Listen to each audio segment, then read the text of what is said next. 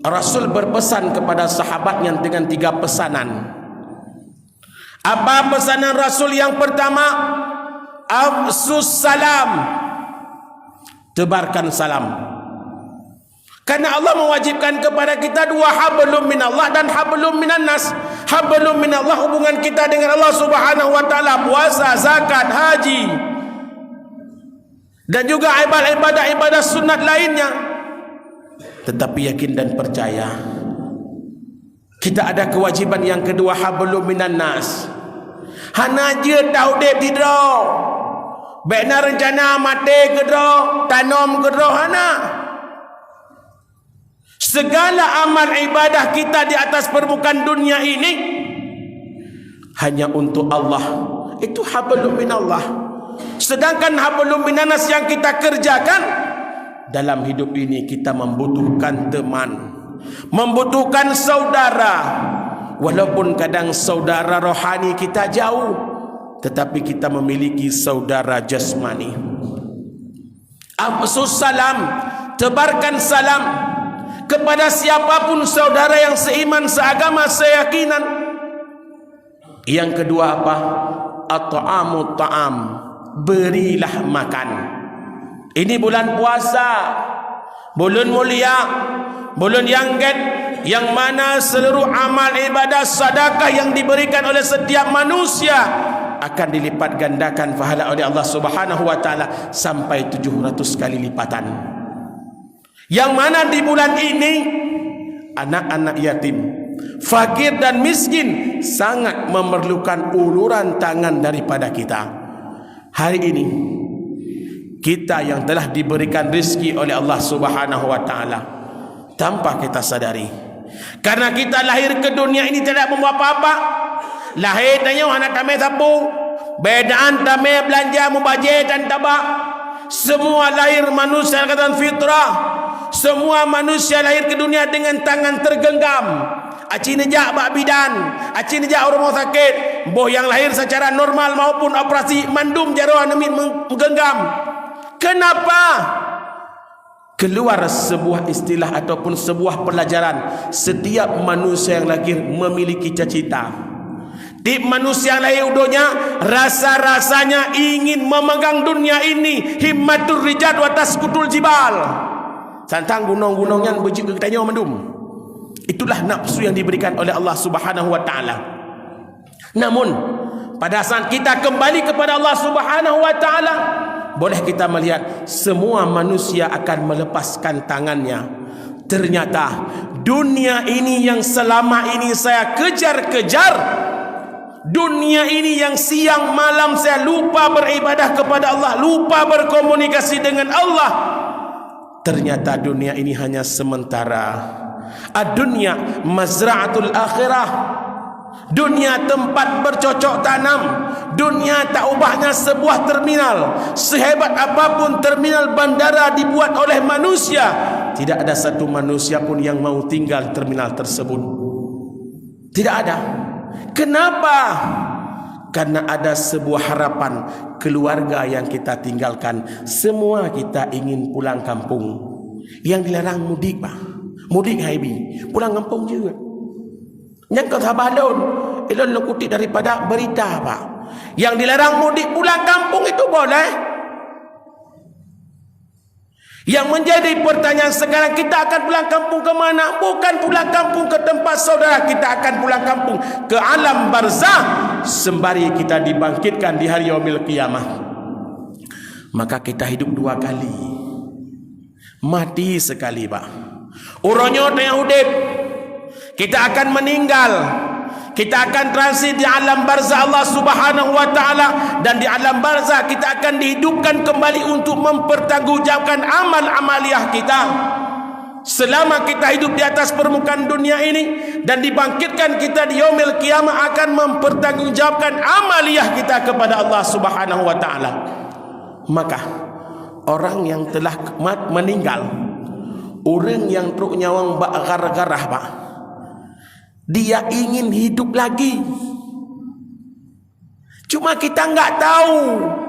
Maka orang yang katruk nyawang bak rukung, orang yang kawal kepada Allah Subhanahu wa taala, dia memohon kepada Allah, ya Allah, laula akhartani ila ajalin qarib, napa tinggal ya Allah kamu udonya ada sebentar saja, Allah singgahkan kami. Sehingga Allah bertanya, untuk apa? Kepa udonya alam? Jawaban yang paling singkat, fasaddaqah, kami ingin bersedekah ya Allah. Kami telah engkau titipkan dulu harta, kami telah engkau titipkan jabatan, kami telah engkau titipkan tenaga yang sekuatnya ya Allah. Hari ini kami ingin bersedekah ya Allah dengan harta yang kami miliki. Timbul pertanyaan, kenapa sedekah? Ternyata Ibnu Qayyim Al-Jauzi mengatakan, kenapa orang yang sakratul maut, kenapa orang yang telah kembali kepada Allah Subhanahu wa taala ingin bersedekah? Yang pertama, sedekah meringankan sakratul maut. Nanti kiban takut sakratul maut.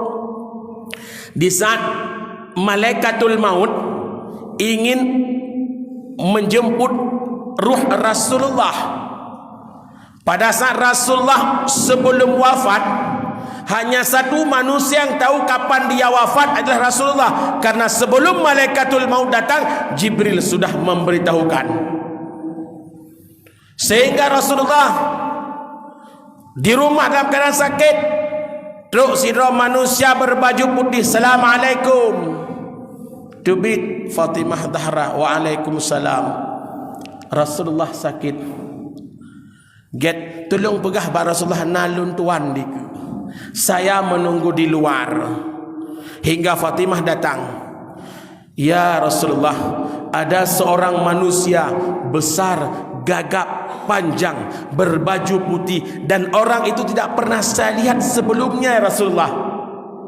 Sehingga Rasulullah bertanya kepada semua para sahabat, Abu Bakar, Ali, kepada Aisyah, wahai manusia-manusia, orang-orang yang aku cintai, tahukah siapa pria yang berbaju putih tadi? Dia adalah salah satu utusan Allah yang memisahkan manusia dengan keindahan dunia. Dia adalah malaikatul maut.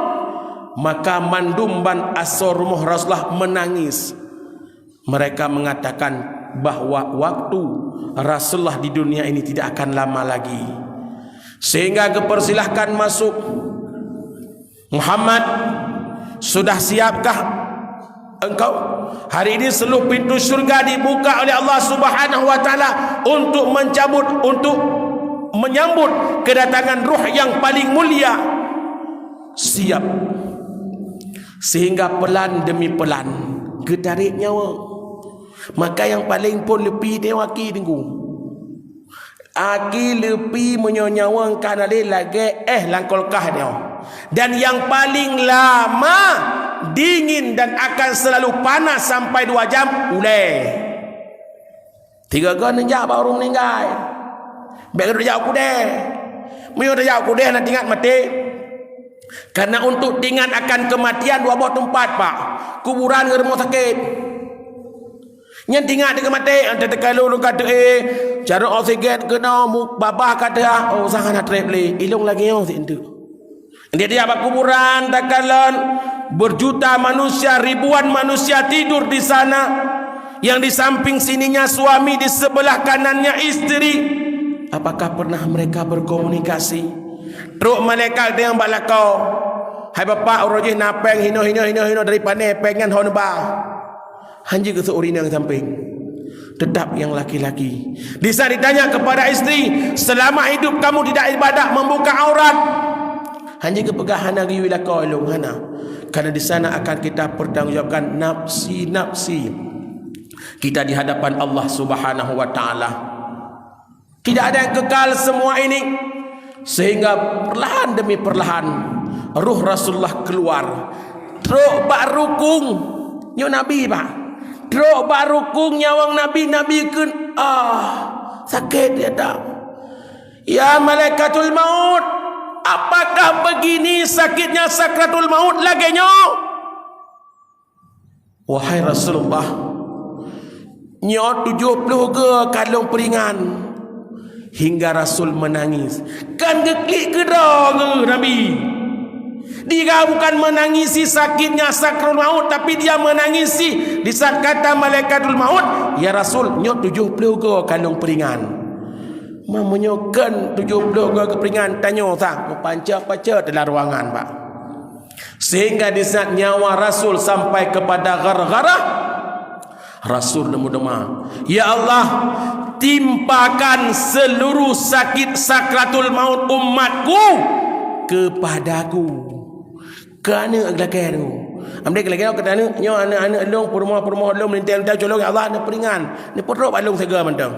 Tapi tidak, Rasul mengatakan, ya Allah, seluruh sakit sakratul maut yang akan ditimpa oleh umatku nanti, ya Allah, timpakan kepadaku. Di nan cinta Nabi ke tayo, nak cinta tayo kepada Rasul. Sejauh manakah cinta kita kepada Rasul? Jawaban ada pada diri urang Syilon Tuan Ban Bandung.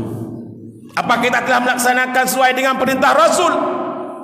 Inilah yang menjadi pelajaran. Yang kedua Pak, kenapa orang telah kembali kepada Allah, pingin kembali ke dunia? Yang pertama, sedekah itu meringankan sakratul maut. Yang kedua, sedekah menjadi lampu penerang di alam barzah, terang ruh. Yang ketiga, pintu surga yang bernama as-saqayah yang akan dilalui oleh orang yang dermawan. Yang keempat, tanda amal ibadah seseorang diterima oleh Allah Subhanahu wa taala karena gemar bersedekah. Nabi hanya galak gurung kriat. Karena Nabi bukan tipe orang yang kikir. Nabi tipe orang yang memberi. Bahkan Nabi memberikan semua harta yang dimiliki kepada seluruh penduduk-penduduk kota Mekah. Padahal Nabi tergolong kepada orang yang hidupnya pas-pasan. Yang kelima, kenapa harta menjadi pertanyaan bagi kita? Karena harta akan ditanya oleh Allah, dari mana kita dapatkan dan kemanakah kita belanjakan harta tersebut. Hari ini, hadirin kaum muslimin dan muslimat sidang jamaah yang berbahagia, kita semua yang telah masih diberi sedikit umur panjang oleh Allah, mantengna memet-met tayo manteng taturi Allah Subhanahu wa taala. Kita semua di sini, mari memperbanyakkan kesempatan sebelum Ramadan ini meninggalkan kita. Mudah-mudahan kita semua, karena manusia ini baharu, berubah-ubah manusianya. Bahkan manusia itu ada 4 tipe. Nah tipe manusianya macam tu 5 minit tu, mengapa 20 minit. Ada tipe manusia, 4 tipe manusia. Yang pertama, manusia yang pertama itu manusia tipe air hujan. Jadi tak kala di long horuh dah. Negara gerona. Tipe air hujan, manusia yang tergolong kepada tipe air hujan, dia akan menyirami, menyejukkan setiap manusia, rekan, handai tolan dimanapun dia berada. Dia akan selalu dibutuhkan. Panau dengan negara terujun kecuali rumbangai. Semua manusia ingin hujan karena hujan itu rahmat. Dan tipe manusia air hujan, dia akan menjadi rahmat, penyejuk, akan menjadi tentram bagi setiap manusia-manusia yang lain. Tipe manusia yang kedua, tipe manusia mata air. Tipe manusia mata air, dia akan didatangi. Itu tak leurang. Lagi orang gunung yang tidak mata air, ya bor, dia akan selalu dicari untuk diminta petuah, untuk diminta gambaran, untuk diminta sedikit tausiah maupun sebagainya. Dia dicari oleh setiap manusia dan dia diambakan, dan manusia semua akan mendatangi beliau. Tipe manusia yang ketiga dan yang keempat itu mudah-mudahan baik ruh bak tengok. Tipe manusia yang kelih, manusia air pam. Menyo anak tabayu haile. Aci be ne bayu IPDM, aci be ne balo token listrik, udah lampu listrik, ija IPDM enggak. Tipe manusia ketiga, dia berbuat sesuatu, awal dia pikirkan padum penayah gelung. Di saat ada orang ajak dia untuk berbuat sebuah amal, apa yang saya dapatkan? Rupiah padung kudu melong ini. Apa keuntungan bagi long? Karena yang dia pikirkanlah keuntungan materi semata-mata, karena materi dia. Walaupun janji Allah akan diberi pahala, pahala ada. Nyo dah maksiat lebih dosa, dosa juga ada.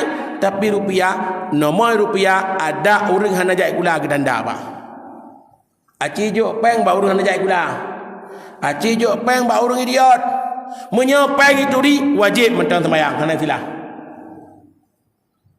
mentang wajib sembahyang apabila itu ri peng dicuri urinang nyan wajib mentang sembahyang hana silah tinggal sembahyang baik bangai draw baik pengedraw. Ketiga itu tipe manusia air pama. Yang keempat tipe manusia air comberan ipare. Nyai manusianya hoyang jak but tugah peka but keun ke gop upat gop gaduh jengkai ubena harta gop pai ceme hoi ba seolah-olah harta orang semua nanti akan ditanya kepada dia. Ente tok lauru hanang tebena yang harta gop harta drot hai dapat tupai no. Dari mana kita dapatkan? Kemana kita bawa? Hana urusan. Baik sudah jengkai. Makanya kunci kesuksesan dan keberhasilan bukan pada materi tapi pada hati. Menyota begah kaya urang bahagia, kaya tat karun. Kalau kita katakan pangkat dan jabatan yang buat manusia biasa, so lebih pangkat dengan Fir'aun. Bukan hanya raja, dia memproklamirkan dirinya menjadi Tuhan. Kalau kecerdasan yang membuat manusia itu bahagia, Hamam, menteri luar negeri dalam negeri Fir'aun, dan juga menteri sekretaris negara Fir'aun. Tapi ketiga-tiga manusia tersebut mati dalam keadaan kafir kepada Allah Subhanahu wa taala. Hana jaminan pak harta, hana jaminan pak pangkat dan jabatan, hana jaminan juga pada kecerdasan. Cuman ketiga-tiga itu perlu. Harta perlu, hana harta han jalan atas masjidnya pak. Munyo hana urang carang hana itu ciptakan kiban masjidnya belaga. Karena masjidnya pernah lega ori, murung ja dali. Tetapi alhamdulillah long selalu kepada Pak Ustaz. Dibangunkan masjid ini kembali oleh Pak Haji hingga masjid ini menjadi salah satu masjid yang fenomenal di Luar Semame. Walaupun masih kampung, harus kita bangga. Dan selanjutnya, air comberan tersebut hanya ija selalu dia akan membawa malapetaka. Mubeh hoya hidup, pak hidup. Mana bau kita manusia? Kita selalu duduk untuk mengupat, membicarakan kekurangan-kekurangan orang lain, saudara-saudara kita, tanpa mau kita berkaca melihat kekurangan yang kita miliki, yang telah kita kerjakan maksiat kepada Allah Subhanahu wa taala. Bapak dan Ibu insyaallah dimuliakan oleh Allah Subhanahu wa taala. Sebagai kesimpulan sedikit, mari, Ramadan sudah malam, sudah hari ke-12. Sejauh ini amalan kita belum ada satu jaminan yang diterima. Leh ne buka puasa ne laki doa ya Allah ne terima puasa dong bunuh lagi ada oleh sembahyang. Kenapa disunatkan untuk beristighfar pak? Bahkan disunatkan karena sunat untuk istighfar itu ada hadis, karena dalam tubuh sembahyang dari salam, dari takbir sampai salam, hana jaminan khusyuk abih deo, dan hana jaminan semua ibadah kita sempurna. Maka oleh karena beristighfarlah, mohon ya Allah, kami tahu ibadah kami tidak sempurna, maka terimalah amal ibadah kami. Dan juga dengan Ramadan yang akan sedikit mendatang kepada kita, dan akan angsur berangsur Ramadan ini akan pergi meninggalkan kita. Marilah jadikan Ramadan ini Ramadan terakhir, walaupun pada malam mak megang tahun yang lalu. Saya bersini kita memohon ya Allah, Ramadan akan pergi. Ni pemerumpak alam ya Allah. Urang kamu rumpak nyan doa tu nak kali hana tinggal le tengok kenahan. Inilah menjadi manusia cepat lupa akan budi baik daripada saudara-saudara kita. Tiga pubut salah sampai kiamat ingat. Yang kai pubut ke sama umasa yang tantingan. Makanya yang paling le pahala dunia nyogu yang ke dari kecil, dari wali kota, gubernur sampai kepada presiden yang cukup le. Yang hana payah sembahyang tahajud, yang hana payah sembahyang duha, hana payah berzikir, titik urut untuk transferan pahala. Mandum merunjukkan ke masalah dana desa mandum. Dana digi ho ke bali pak kecil, baju hupeng pak kecil muno di wali kota apa.